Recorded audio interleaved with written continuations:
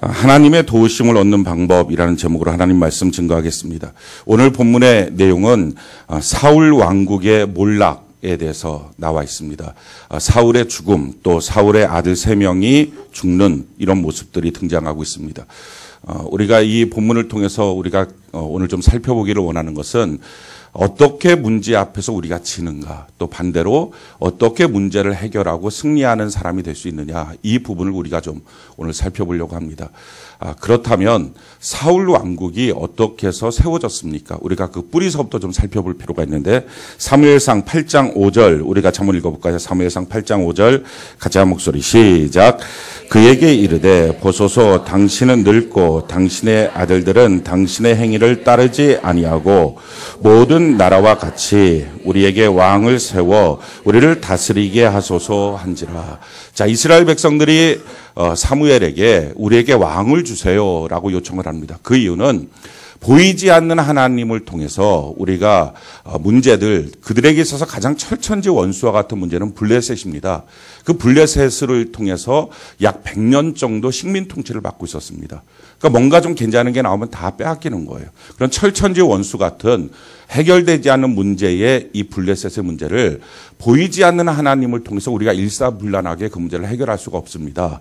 그래서 하나님 앞에 기도해도 이게 응답이 되는 건지 안 되는 건지 정확하게도 모르겠고, 그러니까 보이는 왕을 세워주세요. 이 요구 때문에 사울왕이 세워졌습니다. 그리고 오늘 우리가 본문을 본 것처럼 이 사울왕으로 말미암아 블레셋의 이 문제를 해결한 것이 아니라 오늘 본문에서 이 사울왕이 또 그 가문이, 그 왕국이 블레셋에 의해서 죽임을 당하고 망했다 하는 것입니다. 블레셋의 문제를 해결하기 위해서 사울왕을 세운 것입니다. 그런데 그 사울왕을 통해서 블레셋의 문제가 해결되지 못하고 도리어 문제에게 잡혀 먹혔다라고 하는 것입니다. 우리 앞에 늘상 있는 문제들이 아마 있을 것입니다. 대부분의 사람들은 우리 앞에 어떤 문제들이 있을 것입니다. 재정적인 돈의 문제가 있고, 또 가정에 있는 문제가 있고, 또 질병의 문제도 있고, 또 인간관계 갈등의 문제, 또 자기가 하고 싶은 어떤 사업과 일들이나 또 취직이나 이런 문제들의 앞에, 또는 결혼이든지 뭐든지 간에 잠깐 있는 문제들이 아니라 좀 지속적으로 오래 있는 문제들이 있을 것입니다. 근데 그 문제와 나와의 관계를 놓고 보면, 내 앞에 있는 문제와 나와의 관계를 놓고 보면 꼭 전쟁과 같습니다. 그 문제에게 내가 지면 문제에게 잡혀 먹히는 것입니다. 그래서 문제 속에 빠지는 거예요. 그 문제 속에서 헤어나오지 못하고 그 문제 속에서 이 사울왕처럼, 이 가문처럼 무너지고 마는 것입니다. 반대로 그 문제를 내가 이기고 나면, 문제를 극복하고 나면, 그 문제를 해결하는 방법을 하나님께로부터 얻고 나면 새로운 지평이 열리고 축복된 삶을, 형통한 삶을 살아갈 수 있습니다. 자, 그러면 왜 문제 앞에 질까? 또 어떻게 하면 문제를 해결할까? 오늘 이 내용을 좀 살펴보기를 원합니다. 어쩌면 말씀을 들을 때 여러분들이 마음속에 탁 와서 닿지 않는 부분이 있을 수도 있습니다. 그러나 하나님의 말씀을 깊이 있게 마음으로 경청하며 받으면 이걸 통해서 우리가 올해 안에 우리 앞에 있는 문제들이 하나님의 능력으로 해결함을 얻는 은혜가 있기를 바랍니다. 가장 중요한 핵심적인 원리는 내가 문제를 해결하는 사람이 되는 게 아니고요. 내가 문제를 해결할 수 있는 능력을 자꾸 개발하는 게 아니고요. 하나님으로부터 문제 해결의 능력을 얻는 것입니다. 이게 핵심이에요. 이 세상의 사람들은 크게 두 종류의 사람이에요. 내가 문제를 해결하려고 하는 사람. 그런데 사실은 해결이 안 되고 문제 속에 빠지게 되죠. 그런데 내가 문제를 해결하는 사람이 아니라 문제 해결을 얻는 사람, 하나님으로부터 받는 사람, 이것이 우리가 지금 오늘 가야 될 길의 모습입니다. 그래서 세상은 어떻게 하면 내가 문제를 해결할 수 있을까? 여기에 집중을 합니다. 근데 사실은 이런 자기계발서에 나와 있는 많은 내용들이 적용했을 때 그대로 진행되는 것들이 별로 없습니다. 더 큰 낙심 속에 빠지게 되는 경우들이 있습니다. 그 방법이 아니라 하나님께로부터 문제 해결을 얻는 방법. 오늘 그것을 누리는 은혜가 있기를 바랍니다. 우리가 항상 기억해야 될 것은요, 우리에게는 하나님 아버지가 계십니다. 아멘이십니까? 한번 따라해 볼까요? 나에게는 전능하신 하나님 아버지가 계십니다. 아멘이십니까? 자, 그러면 왜 사울왕은 이 문제를 해결하도록 열망 가운데 왕으로 세워졌건만 왜 문제를 해결하지 못했을까? 그 이유는요, 이미 예견된 것입니다. 사무엘이 예언한 거예요. 다른 말로 들으면요, 우리가 이 문제를 해결할 수 있을까 못할까, 해결 방법을 얻을까 못 얻을까는요, 이미 어떻게 보면 결정 나 있어요. 이미 하나님의 말씀으로 예언돼 있는 거예요. 그래서 우리가 그 안에서 비록 이 문제는 너는 해결 못해 라고 하는 결론이 났다 할지라도, 그 분명한 메시지를 우리가 받았다 할지라도 거기서 멈추면 안 됩니다. 사랑의 하나님, 은혜의 하나님 앞에 나가면 약하고 추해도 고쳐주시는 은혜가 있게 될 줄로 믿습니다. 왜 이런 문제가 생겼을까? 이미 사무엘이 예언을 했어요. 자, 사무엘상 13장 11절로 14절 우리 같이 한번 읽어볼까요? 시작. 사무엘이 이르되 왕이 행하신 것이 무엇이냐 하니 사울이 이르되 백성은 내게서 흩어지고 당신은 정한 날 안에 오지 아니하고 블레셋 사람은 믹마스에 모였음을 내가 보았으므로 이에 내가 이르기를 블레셋 사람들이 나를 치러 길갈로 내려오겠거늘 내가 여호와께 은혜를 간구하지 못하였다 하고 부득이하여 번제를 드렸나이다 하니라. 사무엘이 사울에게 이르되 왕이 망령 때에 행하였도다. 왕이 왕의 하나님 여호와께서 왕에게 내리신 명령을 지키지 아니하였도다. 그리하였더라면 여호와께서 이스라엘 위에 왕의 나라를 영원히 세우셨을 것이거늘 지금은 왕의 나라가 길지 못할 것이라. 여호와께서 왕에게 명령하신 바를 왕이 지키지 아니하였으므로 여호와께서 그의 마음에 맞는 사람을 구하여 여호와께서 그를 그의 백성의 지도자로 삼으셨느니라 하고. 지금 전쟁이 블레셋과에 있을 때인데 그때 사울에게 주신 하나님의 명령은 기다려라, 사무엘이 갈 거다, 이 명령입니다. 근데 그 명령을 듣지 않고 조급함으로 자꾸 전쟁이 자기가 밀릴 것 같으니까, 블레셋이 밀고 내려올 것 같으니까 그냥 부두기에서 번제를 드렸다는 것입니다. 그때 했던 말이 당신이 여호와의 말씀을 지키지 않았습니다. 그래서 당신의 나라가 길지 못합니다 라는 것입니다. 하나님의 말씀을 지키지 않았더니 그런 망하는 길로 접어들었다 하는 것입니다. 이만큼 말씀은 우리에게 있어서 중요합니다. 자, 또 한 번에, 그 다음번에 또 있죠. 사무엘상 15장 21절로 23절 우리 같이 한번 읽어볼까요? 시작. 다만 백성이 그 마땅히 멸할 것 중에 가장 좋은 것으로 길갈에서 당신의 하나님 여호와께 제사하려고 양과 소를 끌어왔나이다 하는지라. 사무엘이 이르되 여호와께서 번제와 다른 제사를 그의 목소리를 청종하는 것을 좋아하심같이 좋아하시겠나이까. 순종이 제사보다 낫고 듣는 것이 수양의 기름보다 나으니 이는 거역하는 것은 점치는 죄와 같고 완고한 것은 사신 우상에게 절하는 죄와 같음이라.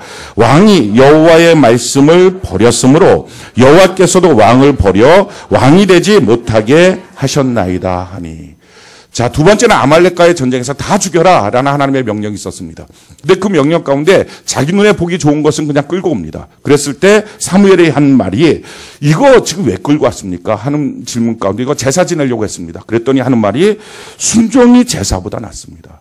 아무리 예배 드린다고 해도 하나님의 말씀 앞에 순종하지 않으면 다 소용없습니다 라고 하면서 순종하지 않는 것은 점치는 죄와 같습니다 라고 말을 합니다. 그러면서 하는 말씀이 당신이 하나님의 말씀을 버렸으므로 하나님께서도 당신을 버렸습니다 라는 거예요.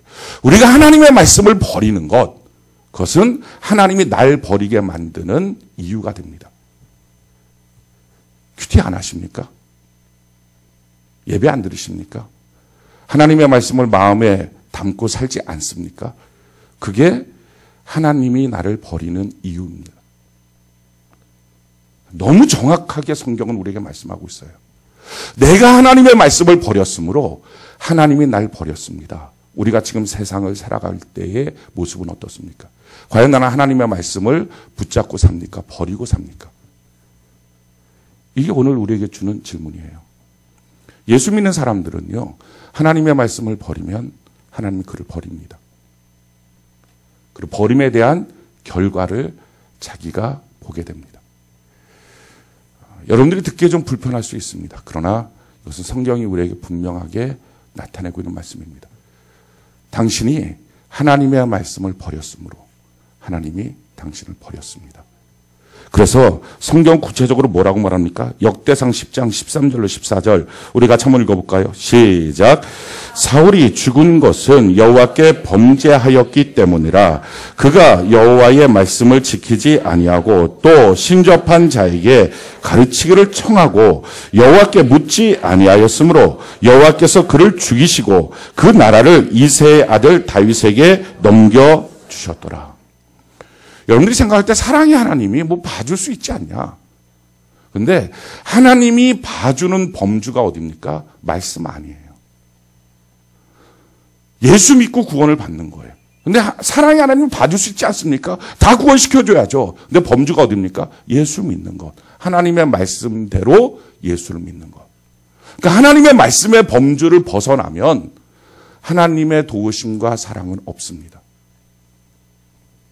그러니까 자기 마음대로 하면서 하나님이 도와주신다. 자기 마음대로 하면서 하나님이 내 편 되신다. 그건 없다는 것입니다.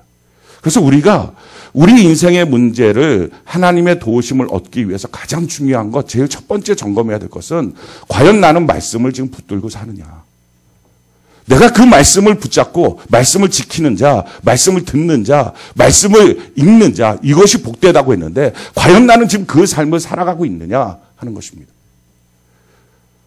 왜 사울이 죽었느냐? 여호와께 범죄했기 때문이라는 거예요. 그래서 하나님 그를 죽였다는 거예요. 그 범죄의 내용이 뭡니까? 여호와의 말씀을 지키지 않고 신접한 자에게 가르치기를 청하고. 그러니까 하나님의 말씀 앞에 응답을 받는 비결은 하나님과의 관계거든요. 근데 하나님과의 관계는 엉망인데 지금 당장에 무엇인가 답을 얻고 싶어요. 그러니까 하는 방법이 뭡니까? 무당 같은 거를 하는 겁니다. 그러니까 예수 믿는 사람이 무당 같은 사람을 찾아가지는 않지만 뭔가 무당같이 나오는 오늘 점괘처럼 딱 이거야 저거야 이렇게 무엇인가가 말해주기를 원하는 거예요.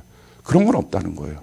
하나님과의 관계가 이루어져야, 하나님은 말씀을 주시고 우리는 그 말씀에 순종하고, 이런 하나님과의 관계가 이루어져야 하나님의 지도하심과 하나님의 말씀에 끊임없는 가르치심이 있는데 그건 다 생략하고 지금 이게 급하니까 그냥 말씀 주세요. 이걸로는 해결이 안 된다는 것입니다. 여호와께 묻지 아니하였으므로 여호와께서 그를 죽였다라는 것입니다.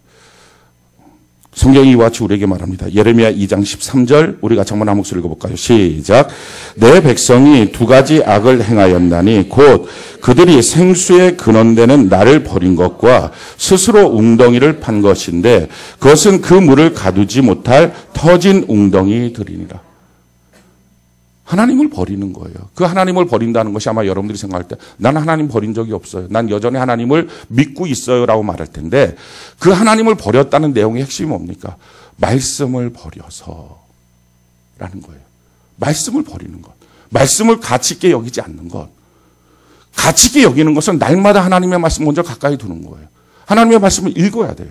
성경이 말하는 그대로. 하나님의 말씀을 들어야 돼요. 그리고 하나님의 말씀을 지키겠다고 몸부림치며 애를 써야 돼요. 100% 이건 없을 수 있겠죠. 근데 그렇게 하려고 애를 쓰는 거예요. 그게 지금 하나님의 말씀을 내가 붙들려고 하는 나의 육적인 어떤 행위일 것입니다. 그 안에 영적인 그릇에 무엇인가 하나님의 풍성함이 담겨질 것입니다. 근데 일단은 내 육적인 행위가 하나님 앞에 온전하지 못하면 성경은 말하는 거예요. 너가 말씀을 버렸기 때문에 그게 하나님을 버린 거야. 그래서 하나님은 너를 버렸어 라는 거예요. 우리가 아무리 나는 하나님을 믿는 믿음이 지금 있어요. 소용없다는 거예요. 이만큼 말씀은 중요해요. 사랑하는 성도 여러분, 날마다 말씀을 보십니까? 예배를 소중히 여기고 말씀을 듣습니까? 그리고 그 말씀을 지키려고 자기 육절을 절제하고 제어하면서 어떤 때 성공하고 어떤 때는 실패하겠지만 그 삶을 살고 있습니까? 그게 여호와 하나님을 붙잡는 것이고요. 그게 없는 삶이 하나님을 내가 버리는 삶입니다. 그래서 너무 구체적으로 드러나고 있다라는 것입니다. 하나님을 버리고 내가 내 나름대로의 웅덩이를 파고 있다는 거예요. 그런데 하나님은 터진 웅덩이야 물을 담지 못해. 행복의 물, 부요의 물을 거기에 담을 수가 없어라는 것입니다. 그래서 또 말씀하시죠. 예레미야 2장 19절 같이 한번 읽어볼까요? 시작. 내 악이 너를 징계하겠고 내 반역이 너를 책망할 것이라. 그런즉 내 하나님 여호와를 버림과 내 속에 나를 경외함이 없는 것이 악이요 고통인 줄 알라. 주 만군의 여호와의 말씀이니라. 여호와를 버림과 내 속에 나를 경외함이 없는 것이 악이요 고통이다. 그러니까 고통이 뭡니까? 고통은 다른 데서 오는 게 아니라 우리가 나에게는 하나님 아버지가 계신다. 하나님 아버지 안에 있으면 우리는 행복한 삶을 살게 되는데 내가 하나님을 버린 거예요. 그래서 하나님을 버린 게 내게 고통이고 악이라는 것입니다. 하나님을 버렸다라고 하는 말은요. 오늘 성경 끊임없이 말하고 있는 거예요. 너가 말씀을 버렸다는 거예요. 기도 생활을 버렸다는 거예요. 그런 점에서 지금 여러분들이 예배를 드리고 있어요. 너무 감사한 일이죠. 이 추운 날씨에. 자, 그렇다 할지라도 지금 여러분들은 어떻습니까? 하나님을 붙잡고 있습니까? 아니면 하나님을 버렸습니까? 악한 마귀는 끊임없이 우리에게 도전해 와요. 말씀 듣기 싫다. 말씀 보기 싫다. 말씀대로 살기 싫다. 이게 끊임없이 도전해 와요. 기도하기 싫다. 저에게도 마찬가지예요. 뭐 날마다 기분 좋게 말씀을 보고 날마다 은혜 받고 날마다 성경 가서 기도하는 것 1시간, 2시간, 3시간씩 기도하는 것 기분 좋고 행복하고 끝나고 나면 행복합니다. 근데 올라갈 때는요. 맨날 행복한 건 아니에요. 어느 때는 또 마음이 너무 힘들고 어려울 때 있어요. 근데 그렇다 할지라도 그런 마귀의 도전이 있어도 그 도전들을 이기면서 하나님의 말씀을 붙잡으려고 애를 쓰느냐. 그게 하나님을 붙잡는 거예요.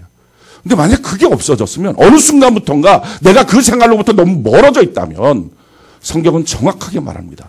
너가 하나님을 버렸다라는 거예요.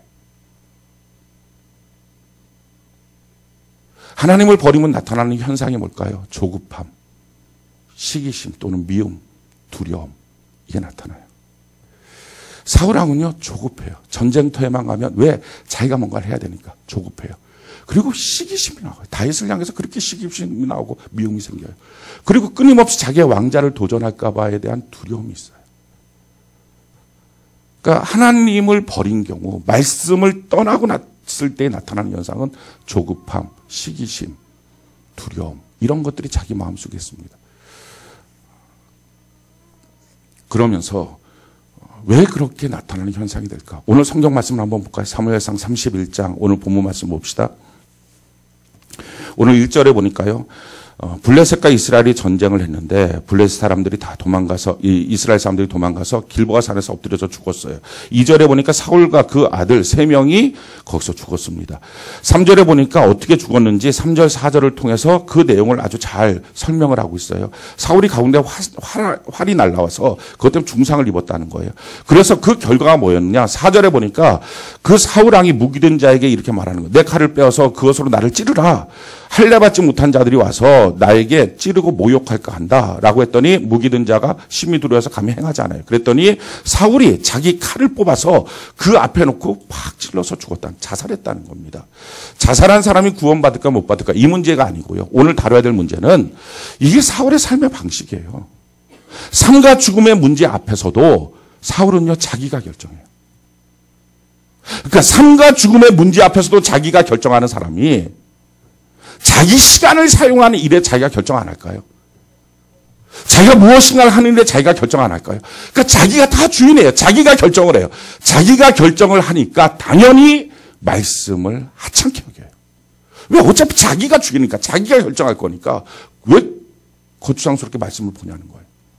그러니까 말씀 보는 그 시간 아침에 일어나서 큐티하십시오. 말씀 보는 그 시간이 자기에게 있어서 자꾸 힘든 시간이 되는 거예요. 뭐 율법적인 시간이 되는 거예요. 왜? 그대로 살 의욕도 없고 생각도 없어요. 왜? 자기가 결정하는 거예요, 인생을. 이게 사울의 방식이에요. 사랑하는 성도 여러분, 여러분들의 삶의 방식은 무엇입니까? 여러분들의 인생을 누가 결정하고 있습니까?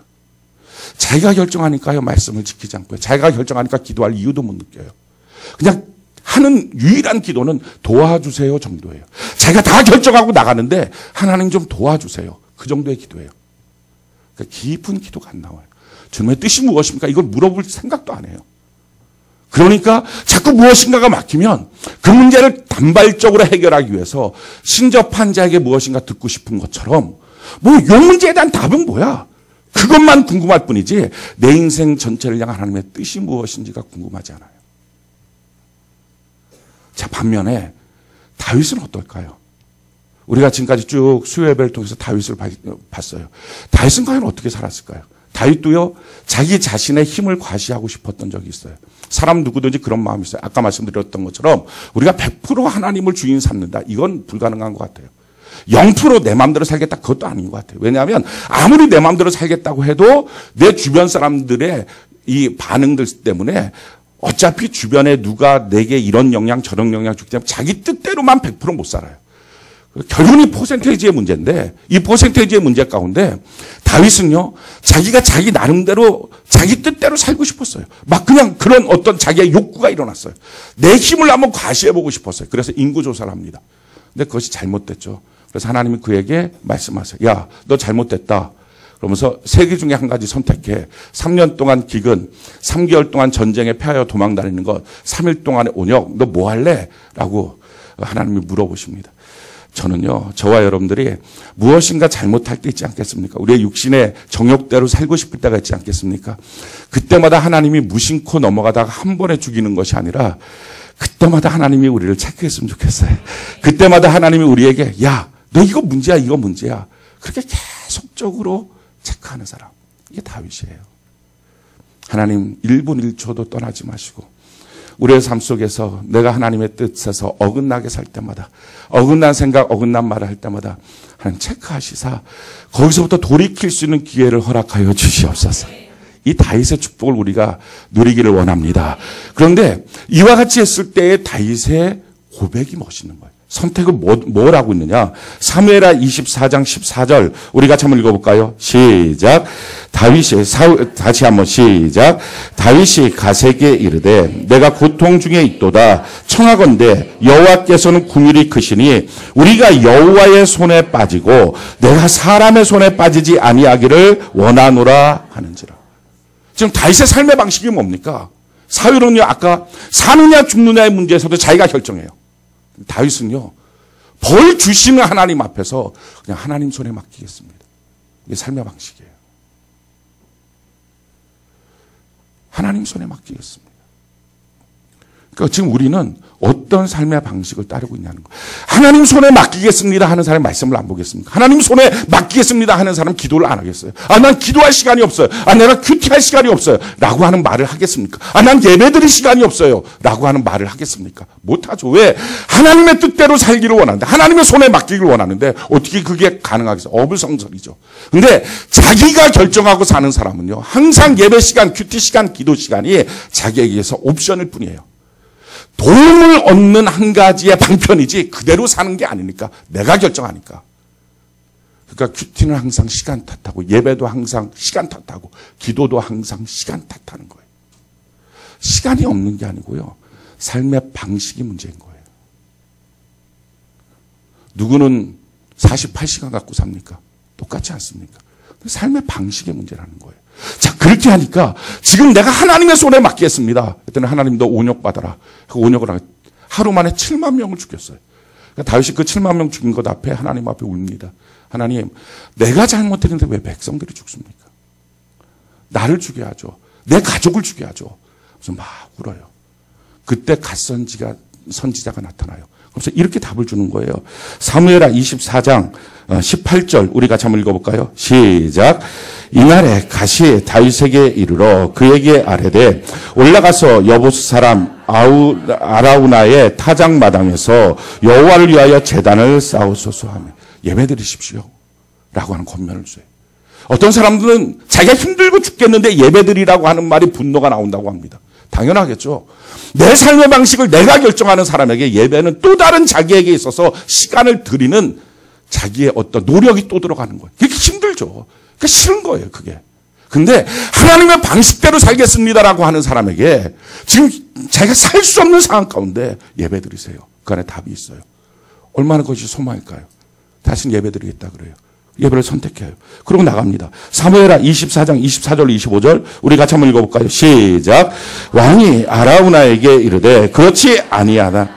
내가 값을 주고 내게서 살이라. 값없이는 내 하나님 여호와께 번제를 드리지 아니하리라 하고 다윗이 은 50세겔로 타작마당과 소를 사고 그곳에서 여호와를 위하여 제단을 쌓고 번제와 화목제를 드렸더니 이에 여호와께서 그 땅을 위한 기도를 들으심에 이스라엘에게 내리는 재앙이 그쳤더라. 아멘. 이 말은요, 우리가 오해하지 말고 들어야 됩니다. 예배 드리면 재앙이 끝입니다. 이게 아니에요. 어떤 사람들은 이렇게 오해해요. 내가 예배를 드리면, 지금 어떤 문제가 있는데 예배를 드리면 그 예배 값으로 재앙이 끝인다. 내가 기도하면 끝인다. 11조 드리면 돈이 온다. 그런 하나님은요, 돈 놓고 돈 먹기의 관계가 아니에요. 그와 같은 예배를 뭐라고 말해요? 율법주의적 예배라 그래요. 내가 예배를 한번 딱 드렸더니 하나님 이 한 건 도와주셨다. 이런 내용이. 그건 아니에요. 지금 이 다윗의 심정의 예배는 뭡니까?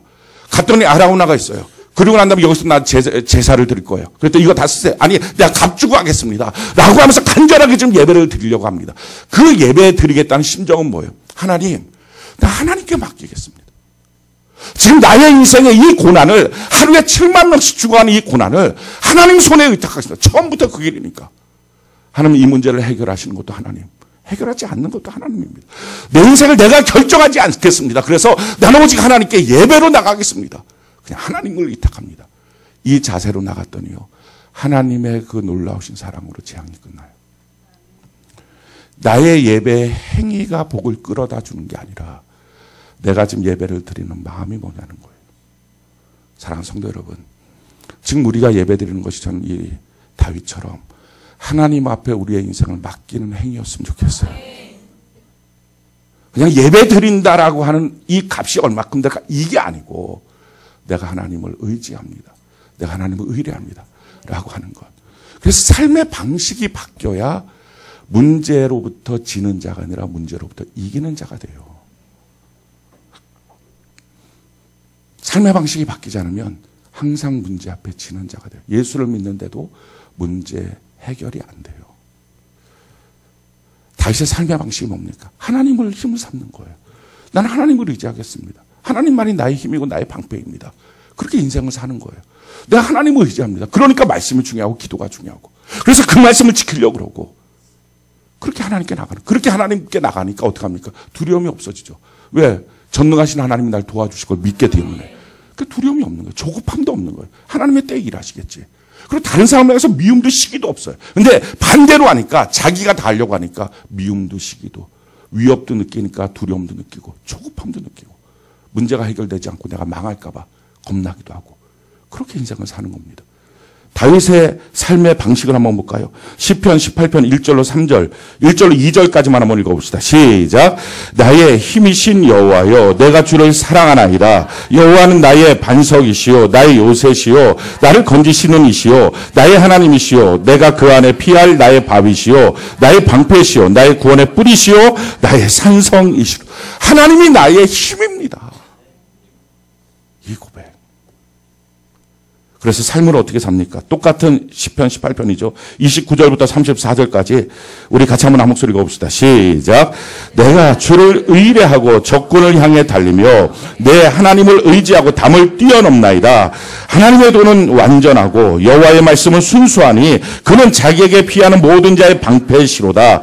여호와 외에 누가 하나님이며 우리 하나님 외에 누가 반석이냐. 이 하나님이 힘으로 내게 띠띠우시며 내 길을 완전하게 하시며 나의 발을 암사슴 발같게 하시며 나의 높은 곳에 세우시며 내 손을 가르쳐 싸우게 하시니 내 팔이 놋화를 당기도다.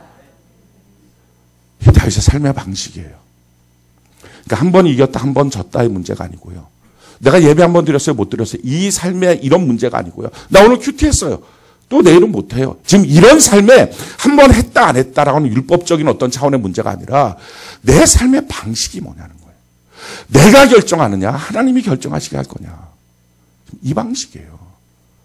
살고 죽고 하는 문제를 내가 결정할 거냐 하나님이 결정하시게 할 거냐. 내가 하나님의 말씀을 그래서 지키느냐 아니면 하나님의 말씀을 지키지 않느냐. 하나님의 말씀을 나는 하나님의 말씀이니까 지켜야지. 이 사람 평생 못 지켜요. 하나님께 기도하는 것이 승리의 비결이야. 그럼 응답받아 해서 기도하는 사람은요. 절대 꾸준히 쉬지 않고 기도하지 못해요. 그건 안 돼요. 우리의 육신의 본성이요. 그걸 못하게 해요. 항상 급한 일, 바쁜 일, 아주 초조한 일 때문에, 감정에 상하는 일들 때문에 그게 다 안 돼요. 근데 그게 아니고 그냥 내가 이렇게 하나님의 뜻을 지키는 것이 나한테 복이야. 하나님 앞에 기도하는 게 내게 복이야. 이 차원의 문제가 아니라 나는 하나님이 내 인생을 결정합니다. 그렇게 하고 결정을 하나님께 맡겨드리면 그분이 주인이니까. 그렇게 하고 나면요.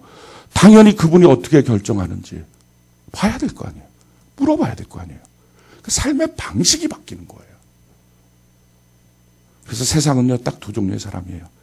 자기가 사는 사람, 하나님으로 사는 사람. 자기가 사람들을 의지하고 보이는 사람들의 힘으로 사는 사람. 자기가 하나님을 믿고 의지하며 사는 사람. 두 종류예요. 오늘날 지금 교회에 나오는 사람들, 예수 믿는 사람들 중에 이 두 종류의 사람은 쫙 갈라집니다. 지금 여러분들은 어떤 사람입니까? 자기가 잘 알겠죠. 옆 사람들은 모를 거예요. 같이 사는 아내, 남편도 모를 겁니다. 자기가 알 거예요. 과연 나는 어떻게 삶을 사는 사람인지. 그래서 성경이 우리에게 이렇게 말합니다. 예레미야 17장 5절로 8절 우리 같이 한번 읽어볼까요? 예레미야 17장 5절로 8절 같이 한 목소리 시작. 여호와께서 이와 같이 말씀하시니라. 무릇 사람을 믿으며 육신으로 그의 힘을 삼고 마음이 여호와에게서 떠난 그 사람은 저주를 받을 것이라. 그는 사막의 떨기나무 같아서 좋은 일이 오는 것을 보지 못하고 광야 간조한 곳 건건한 땅 사람이 살지 않는 땅에 살리라. 그러나 무릇 여호와를 의지하며 여호와를 의뢰하는 그 사람은 복을 받을 것이라. 그는 물가에 심어진 나무가 그 뿌리를 강변에 뻗치고 더위가 올지라도 두려워하지 아니하며 그 잎이 청청하며 가무는 해에도 격정이 없고 결실이 그치지 아니함 같으리라. 아멘. 그리고 두 종류의 사람이 있다고요. 사람을 의지하는 사람, 하나님을 의지하는 사람. 자기 자신이 결정하는 사람, 하나님이 결정하시도록 하는 사람. 두 종류의 사람으로 나눠져요. 그러면서 분명히 말합니다. 사람 믿고 육신으로 그의 힘을 삼는 사람, 자기가 사는 사람은 저주받는다. 하나님의 말씀이라는 거예요. 그러니까 뭐 이렇게 말씀하지 말고 좀 부드럽게 말씀해 주세요. 조금 힘들 겁니다. 그렇게 안 나와 있어요. 그냥 그 사람 저주받는데요. 말씀 버리는 것, 그건 너 하나님 버린 거야. 성경은요, 뭐 애매하게 말하지 않아요. 그냥 분명하게 말해버려요. 하나님을 의지하고 의뢰하는 사람은 가무는 해도 결실이 있다는 거예요. 그러니까 환경 탓할 필요도 없다라고 성경은 분명하게 우리에게 좀 말씀하고 있습니다. 그래서 우리에게 계속적으로 도전하는 거예요. 너는 누구니? 이걸 지금 도전하고 있는 거예요. 너는 삶의 방식이 뭐니? 라는 거예요. 자, 이 말의 뜻은요, 우리가 하나님의 말씀대로 거룩하게 다 잘 산다, 이런 개념을 말하는 게 아니에요. 그러니까 자꾸 이런 말씀들을 율법적으로 알아듣는 거, 그게 아니에요. 내가 저 사람보다는 훨씬 더 거룩하게 살아. 내가 저 사람보다는 훨씬 더 말씀을 많이 지키고 살아. 이런 차원의 문제가 아닌 거예요. 말씀을 많이 지켜도 지금 이 사람은 자기의 삶을 통해서 모태신앙이든지 부모로부터 신앙을 전수받았다든지 교회 생활을 오래 했으면 훨씬 더 다른 사람보다 성경을 많이 알고 많이 지킬 것입니다. 그런데 그 많이 지키는 것이 정말 하나님 앞에 내 인생을 의지하고 의뢰하기 때문에 하나님의 뜻으로 사는 것이냐, 그게 아니라 그게 생활 습관입니까? 저 같은 경우에요. 저는 그래서 욕을 못해요. 욕을 안 배웠어요. 집안에서 누구도 욕하는 사람들이 없었어요. 그럼 내가 욕을 안 하는 게 거룩하고 경건하고 대단하게 잘 사는 거냐? 아니에요. 그건 그냥 우리 집안 분위기예요. 근데 어느 날 만약에 내가 각성해서 하나님 앞에, 하나님, 내가 이 부분에 있어서 나의 입술을 조심하겠습니다. 하나님의 뜻이 지금 이거면 내가 그 뜻대로 살겠습니다. 하고 결단하고 사는 거랑 그냥 문화 속에서 그렇게 사는 거랑 차원이 다른 거죠. 그러니까 지금 얼마나 다른 사람보다 내가 율법적으로 잘하고 있냐, 잘 살고 있냐, 이 차원의 문제가 아니라 지금 내 마음 자체가 하나님을 의지하느냐, 하나님 앞에 내 인생의 결정권을 드리고 있느냐, 그분이 나의 주인이냐, 아니면 내가 주인이냐, 내가 결정하느냐, 내가 삶과 죽음을 결정하고 이 사업과 저 사업을 결정하고 이 일과 저 일을 결정하고 내 자녀의 인생에 대해서 결정하고 내가 다 생각하고 결정하는 사람이냐, 어떤 사람이냐는 거예요. 내가 사는 사람은 성경 분명히 말해요. 저주받는다. 왜? 하나님의 말씀을 귀중히 여기지 않는 거예요. 그러니까 예배 시간에 나와도 예배 드리는 종교적인 삶의 가정 안에 있었기 때문에 예배를 드리는 거지. 이 예배가 내 생명이다. 이 예배 가운데 나는 하나님의 말씀을 들어야 살겠습니다. 이게 없는 거예요. 하나님 앞에 기도할 때도 힘들고 어려우니까 도와주세요라고 기도할 줄은 알아도 정말 하나님의 뜻이 뭡니까? 나에게 있어서 망하는 거, 흥하는 거, 이게 중요하지 않습니다. 혹시라도 하나님의 뜻을 내가 어길까 봐. 내 생명은 오직 주의 것인데 내가 주님 뜻을 어길까 봐. 내가 무지하니 하나님 가르쳐 주세요.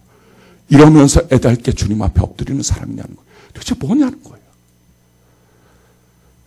우리가 육신적으로 연약해서 죄를 지을 수 있어요.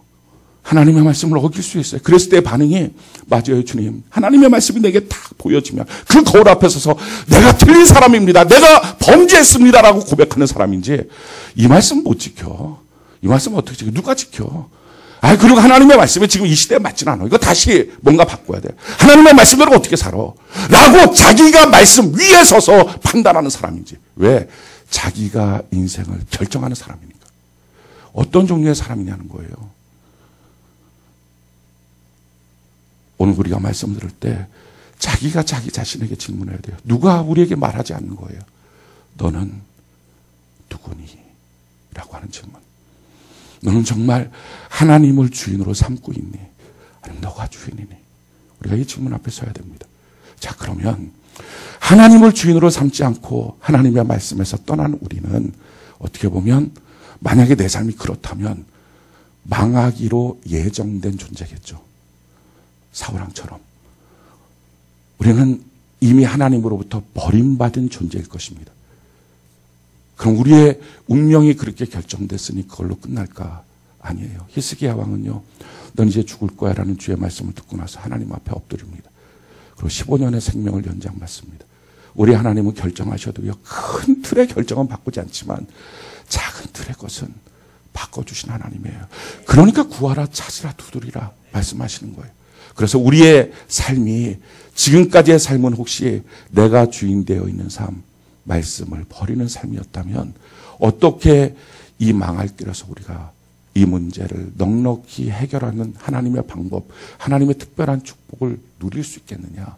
우리가 이제 그걸 우리가 좀 살펴보기를 바랍니다. 이 철천지 원수 블레셋과 전쟁에서 이겼던 것이 두 번이에요. 하나는 다윗이고요. 다른 하나는 사울왕의 이전에 있었던 사무엘이에요.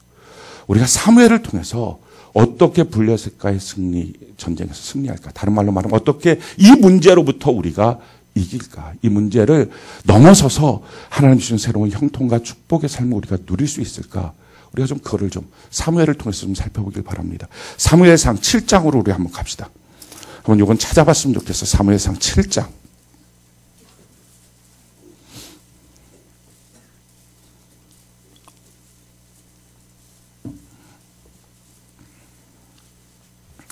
사무엘상 7장.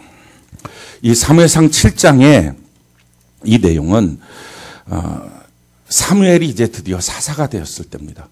그때 마침 이스라엘로 빼앗겼던 법궤가 벳세메스로 가는 두 마리 암소를 통해서 돌아오게 됩니다. 그래서 이스라엘 백성들의 마음속에 그 법궤를 바라보면서 하나님을 향한 신앙의 회복에 대한 열망들이 생기고 있을 때입니다. 그럴 때 그 모습을 바라보고 사무엘이 지금 하는 말입니다. 우리 3절 같이 한번 읽어볼까요? 3절 사무엘상 7장 3절 같이 한 목소리 시작. 사무엘이 이스라엘 온 족속에게 말하여 이르되 만일 너희가 전심으로 여호와께 돌아오려거든 이방 신들과 아스다롯을 너희 중에서 제거하고 너희 마음을 여호와께로 향하여 그만을 섬기라. 그리하면 너희를 블레셋 사람의 손에서 건져내시. 참 너무 놀라운 축복의 메시지죠. 그 문제로부터 건져내신 하나님의 손길이 아직 있다라는 얘기예요. 지금 이스라엘 백성들에게 지금 이때쯤 되는 한 70년 정도 된 때예요. 블레셋의 식민 통치로부터 70년. 그 전에 사실은 걸출한 사사가 있었어요. 삼손이라는. 그 삼손을 통해서 나라가 구원할 것이다라고 하는 기대가 있었는데요. 여인 한 사람한테 빠져서 자기도 죽고 민족도 무너뜨렸어요. 그 이후로 그러니까 지금 전체 블레셋의 통치를 받았던 시간이 지금 약 70년 정도 되는 거예요. 이 해결되지 않은 문제 때문에 70년 동안 고통을 받고 있었어요. 그래서 이 문제를 어떻게 해결할까? 이들은 전전긍긍이죠. 근데 그때 사무엘이 하는 말이에요. 블레셋 사람의 손에서 건져내신 하나님의 손이 아직 있다. 오늘 이것은 우리에게도 소망인 줄로 믿습니다. 이 문제로부터, 이 지긋지긋한 문제로부터 해결될 수 있는 하나님의 손이 아직 있다. 지금 이 고백이에요. 어떻게 해결할 수 있었을까? 우리 4절부터 12절까지 같이 한번 읽어볼까요? 4절부터 12절까지 같이 한 목소리 시작. 이에 이스라엘 자손이 바알들과 아스타롯을 제거하고 여호와만 섬기니라. 사무엘이 이르되 온 이스라엘은 미스바로 모이라. 내가 너희를 위하여 여호와께 기도하리라 하매 그들이 미스바에 모여 물을 길어 여호와 앞에 붓고 그날 종일 금식하고 거기에서 이르되 우리가 여호와께 범죄하였나이다 하니라. 사무엘이 미스바에서 이스라엘 자손을 다스리니라.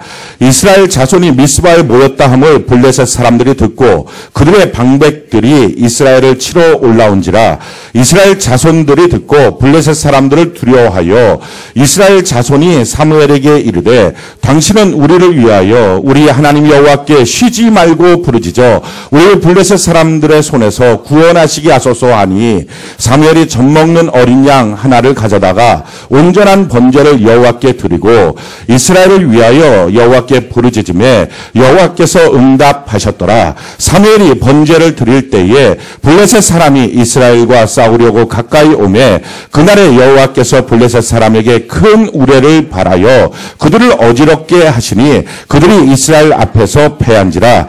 이스라엘 사람들이 미스바에서 나가서 블레셋 사람들을 추격하여 뱃갈 아래에 이르기까지 쳤더라.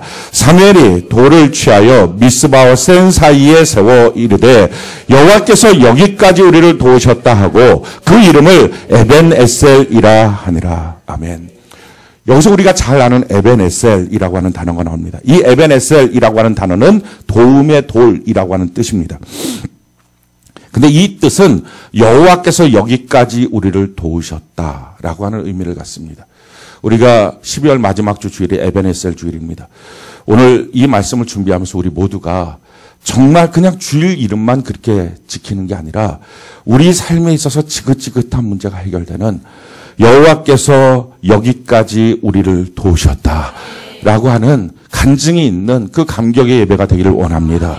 그렇다면 어떻게 하나님의 도우심을 받았을까? 어떻게 하나님이 이 문제를 해결하셨는가?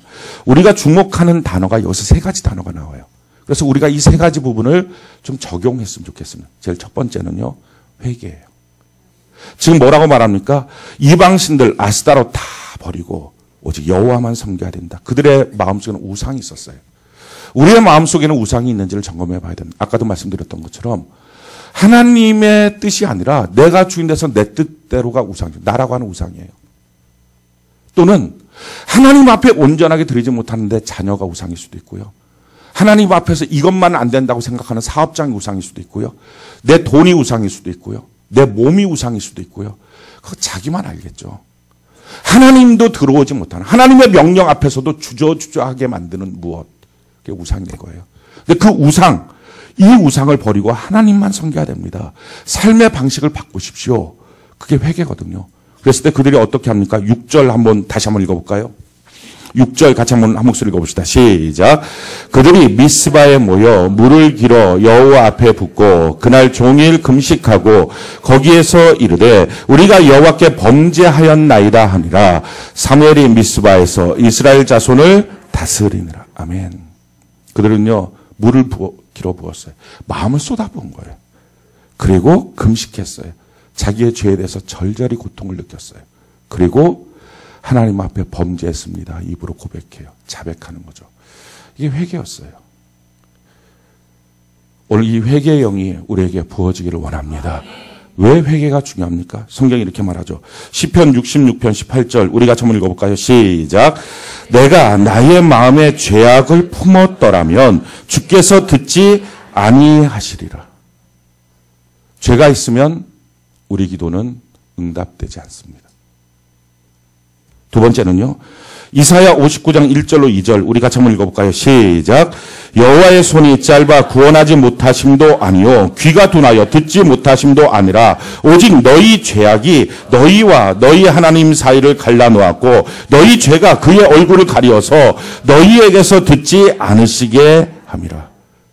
죄가 있어서 돕지 못하겠다. 이 말씀이에요. 잠언 28장 13절 우리가 한번 읽어볼까요? 시작. 자기의 죄를 숨기는 자는 형통하지 못하나 죄를 자복하고 버리는 자는 불쌍히 여김을 받으리라. 아멘. 그래서 우리가 한 가지 공식을 알 수 있어요. 내가 지금 이 문제로부터 승리할 것이다. 이것을 어떻게 할 수 있느냐? 어느 날 내게 회개가 시작되면 바로 그게 핵심이에요. 어느 날 내게 성령의 회개의 영이 임해서 회개가 시작되는 거예요. 그 전까지는요. 시기심, 저 사람 때문에, 이 일 때문에, 이것 때문에 두렵고 힘들고 짜증나고 원망했던 그 사람이 내가 범죄했습니다. 라고 회개가 시작되는 거예요. 그래서 회개의 영이 임하면 사는 거고요.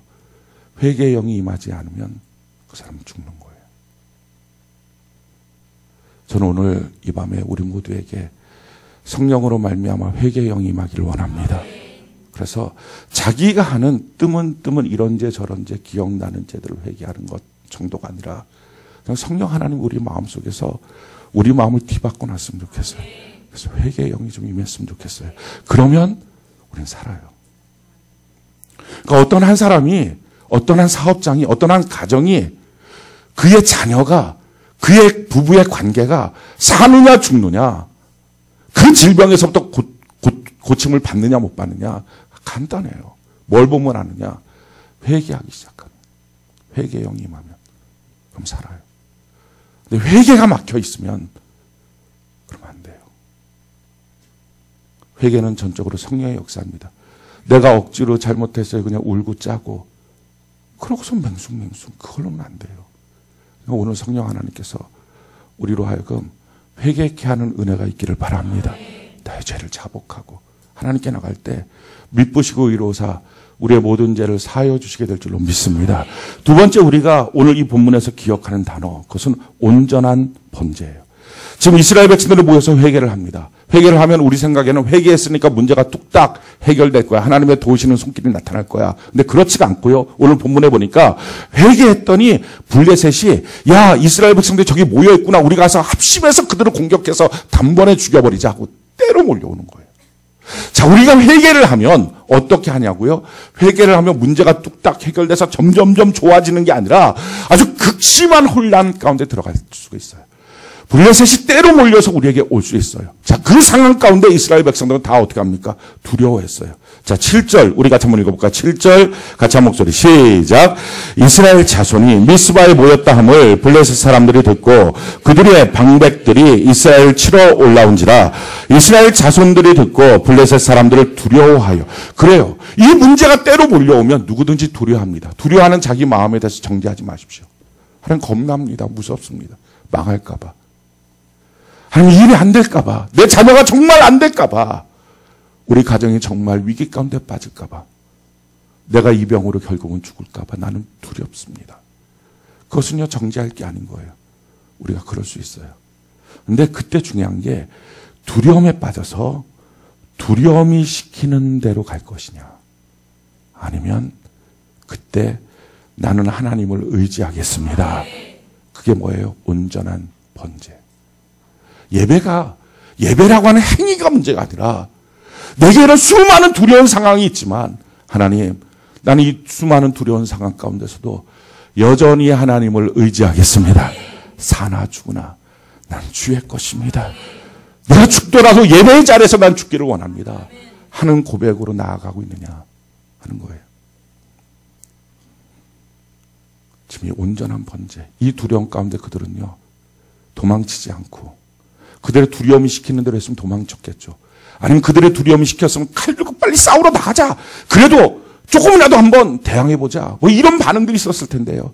그들이 잠잠히 온전한 번제. 최소한 6시간 정도 들어가는 그 번제를 드려요. 바쁜데요, 지금. 그렇질 않았어요. 지금 급한데요. 저들이 와서 우리를 죽일 것 같은데 이 예배 시간에 우리가 여기 있다가는 큰일 날 것 같은데요. 그러지 않았어요.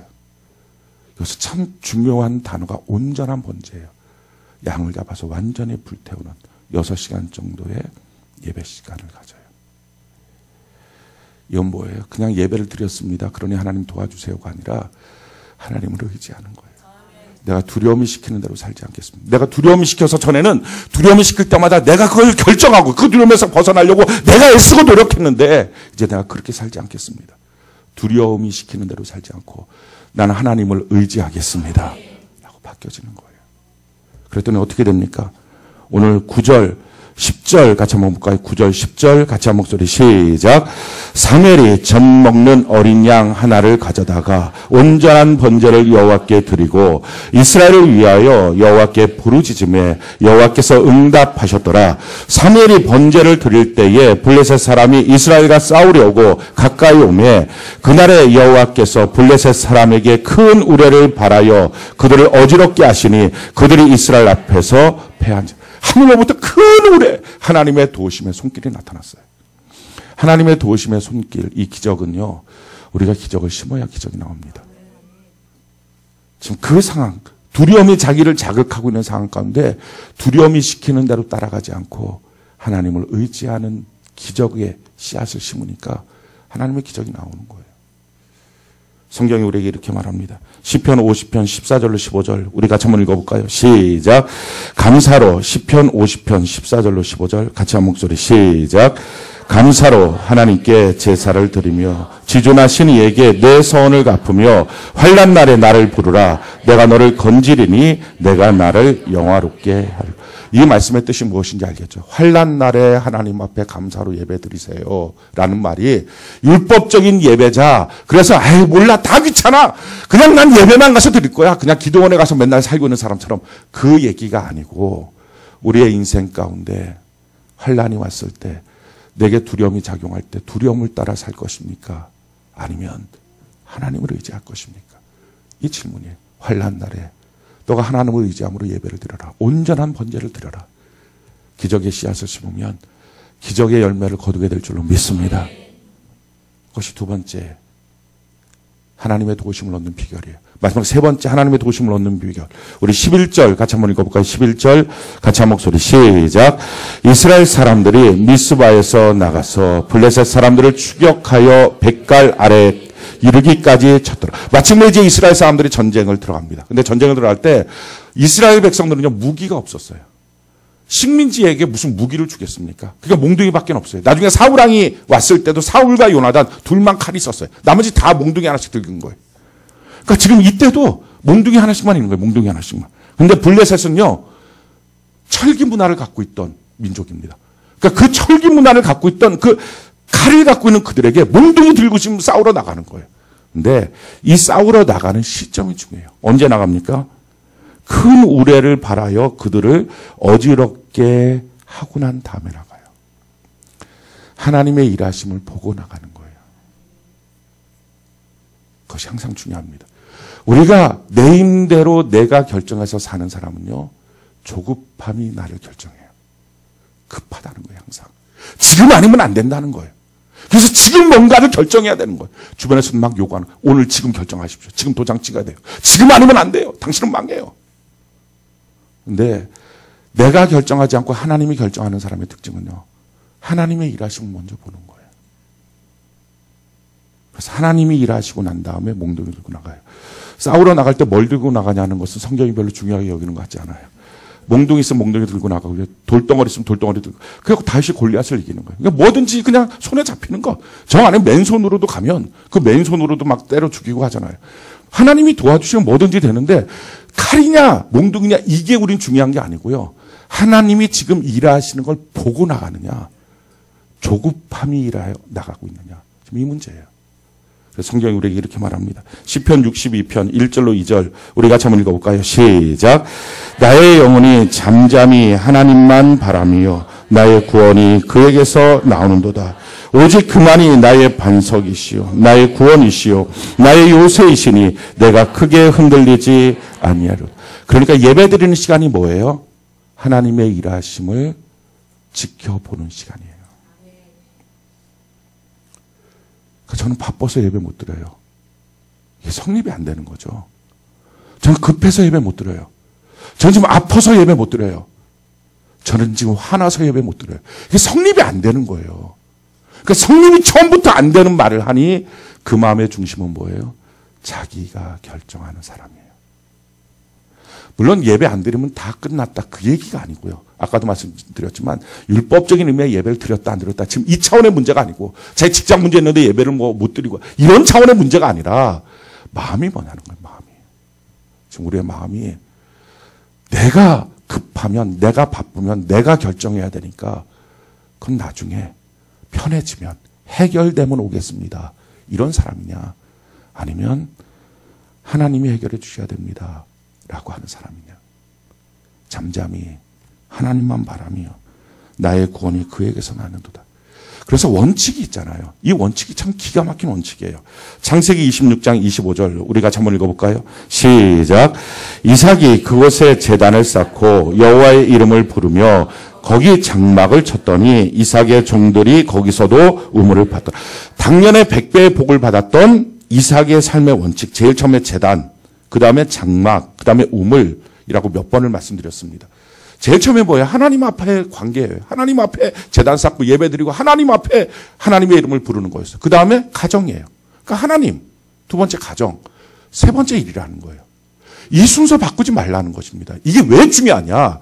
사람은요, 일이 터지면 일이 급해요. 그래서 일이 시키는 조급함으로 살아요. 그래서 어느 순간부터 자기도 모르게 자기가 그 문제를 결정하고 있어요. 이게 지금 문제예요. 그래서 이 문제 가운데 끈덕지게 우리가 싸워야 될 부분이 뭐냐? 아무리 일이 앞서 나가려고 해도 아니, 하나님 먼저. 그 다음에 뭐 하는 거예요? 가정에서 웃고 하나님 도와주실 거야. 가와만 서서 축복의 가정 만들어 놓고 그 다음에 일. 아 도대체 미련하게 지금 일이 산더미인데 못하러 그렇게 하고 있어요. 왜? 그 시간이 무슨 시간이에요? 하나님의 일하심을 지켜보겠습니다. 그 시간에. 하나님의 일하심을 보지 않고 나가면 백전백패예요. 오늘 하나님의 도우심을 얻는 방법 세 가지. 제일 첫 번째 회개, 두 번째 온전한 번제, 세 번째 하나님의 일하심을 보고 나가라 하는 것입니다. 이것이 우리에게 오늘 적용해야 될 문제입니다. 그러면 뭐가 된다고요? 우리 12절 다시 한번 읽어볼까요? 사무엘상 7장 12절 같이 한 목소리 시작. 사무엘이 돌을 취하여 미스바 센 사이에 세워 이르되 여호와께서 여기까지 우리를 도우셨다 하고 그 이름을 에벤 에셀이라 하니라. 우리가 에벤 에셀의 하나님을 만나는 은혜가 있기를 바랍니다. 여호와께서 여기까지 우리를 도와주셨다. 그러니까 저는 그런 말 자주 합니다. 큐티가 생명이라고. 예배가 생명이라고.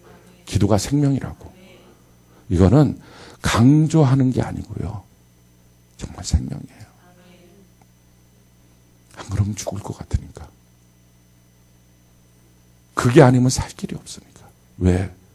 내가 무엇인가를 판단하고 결정하겠다는 의지를 이미 오래전에 장사지렸으니까. 그게 그리스도인의 삶이에요. 그래서 고백하는 거예요. 사나 죽으나 난 주님의 것입니다. 그리고 주님의 기적을 보는 거예요. 사랑하는 성도 여러분, 우리 신앙생활 어떻게 할까요? 오늘 우리에게 주시는 질문, 너는 어떤 사람이냐? 너의 주인이 누구냐? 결국 이 주인 문제가 신앙의 문제예요. 내가 주인 된 삶을 내려놓고 우리 예수님 내 인생의 진실한 주인으로 모시는 것, 우리 그 은혜가 있기를 예수님 이름으로 축원합니다.